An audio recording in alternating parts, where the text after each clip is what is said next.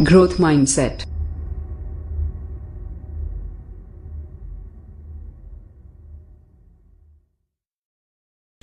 வணக்கம், நான் உங்கள் சிவகுமார். தஞ்சை பெரிய கோயில் மறைந்திருக்கும் மணல் ரகசியம். உலகின் பாரம்பரிய சின்னமும் இந்தியாவின் பெருமைமிக்க தஞ்சை பெரிய கோயில் முழுக்க மணல் மீது கட்டப்பட்டுள்ளது என்கின்றார்கள் ஆய்வாளர்கள். 2010 ஆண்டு நடந்த பெரிய கோயிலில் 1000வது ஆண்டு விழாவின் போது கருவறையிலிருந்து சுமார் 100 அடி தொலைவில் ஆழ்துணை கிணறு ஒன்று தோண்டப்பட்டது. 3 நாட்கள் தொடர்ந்து துளையிட்டதில் சுமார் 3 லாரி மண் கிடைத்ததாக கூறப்படுகிறது. பின்னர் இது குறித்து தகவல் அறிந்த கோயில் கட்டிட கலை நிபுணர்கள் இதற்கு எதிர்ப்பு தெரிவித்ததால் அப்பணி நிறுத்தப்பட்டது.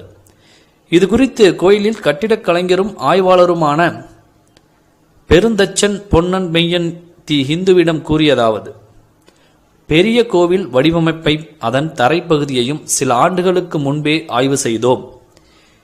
அதில் கோயிலின் அஸ்திவாரம் மரபு வழி கட்டுமானமான ஆற்று மணல் படுகை கொண்டு உருவாக்கப்பட்டிருக்கலாம் என்று தெரிகிறது. அதாவது தரையின் மேற்பகுதியில் இருக்கும் கல்லால் ஆன கோயில் கட்டுமானத்தை விட 2 மடங்கு சுமை கீழே இருக்க வேண்டும். அதன்படி இயற்கையாக அங்கிருந்த சுக்கான் பாறையை தொட்டியாக வெட்டி அதில் பருமணல்களை நிறைத்து அதன் மீது கோயிலை கட்டியிருக்கிறார்கள் என்று சொன்னார். கருங்கல் தொட்டி மணல் விலகல் இருக்க உதவுகிறது. அதே சமயம் மணல் இயல்பாக அசைந்து கொடுக்கும் தன்மையுடையது. பூமி தகடுகளின் எதிர்பாராத அசைவுகளின் போதும் மணலில் அசைந்து கொடுக்கும் தன்மையால் மேற்பகுதியில் இருக்கும் கட்டுமானம் ஒருபோதும் விலகாது. அதாவது பூகம்பம் வந்தால் கூட கோயிலுக்கு எந்தவிதமான பாதிப்பும் நேராத வகையில் அந்த கட்டிட வடிவமைப்பு இருக்கிறது. தஞ்சை பெரிய கோவிலில் உள்ள 1 கன அடி கல்லின் எடை சுமார் 70 கிலோ. தோராயமாக கோயிலின் எடை 1 லட்சம் டன். அதனை ஒப்பிடும்போது அஸ்திவாரமாக சுமார் 1 கோடி கன அடி பருமணலை கல் தொட்டியில் நிரப்பி இருக்க வேண்டும் என்று தெரிகிறது. இதன் மூலம் பூமி தகடுகளின் அசைவின் போது மணல் அஸ்திவாரம் தன்னைத்தானே சமப்படுத்திக் கொள்ளும்.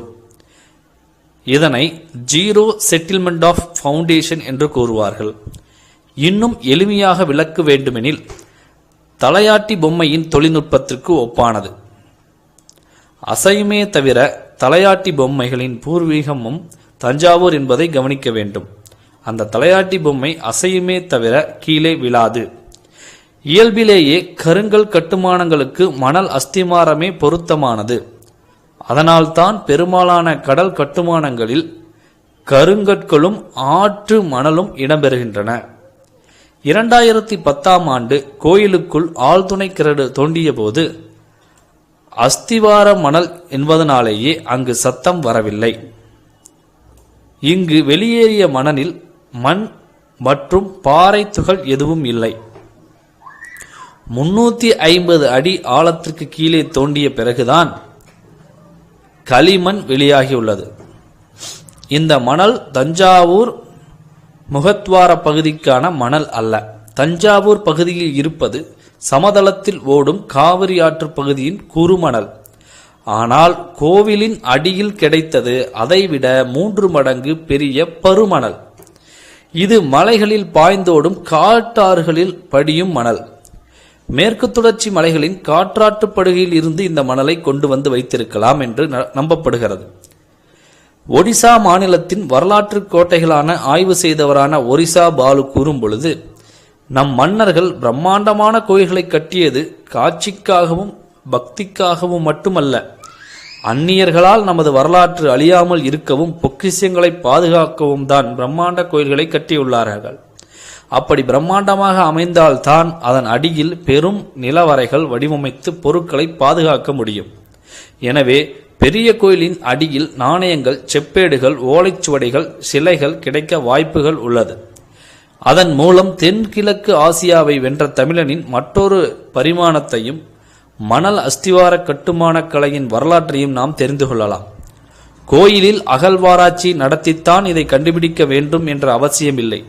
செயற்கைக்கோள்கள் உதவியுடன் ரிமோட் சென்சார் மற்றும் கிரவுண்ட் பெனிட்ரேட்டிங் ரேடார் தொழில்நுட்பம் மூலம் பூமிக்குள் ஊடுருவி படங்களை எடுத்து ஆய்வு செய்யலாம் என்கின்றனர் வல்லுநர்கள். என்னதான் இருந்தாலும் ஒரு தமிழனுடைய பெருமை இன்னும் வெளி உலகத்திற்கு வராமல் இருப்பது ஒரு வேதனைக்குரிய விஷயமாகவே எண்ணப்படுகிறது. நன்றி. மேலும் இதுபோன்ற தகவல்களை நீங்கள் அறிந்து கொள்ள என்னுடைய சேனலை சப்ஸ்கிரைப் செய்யவும். நன்றி.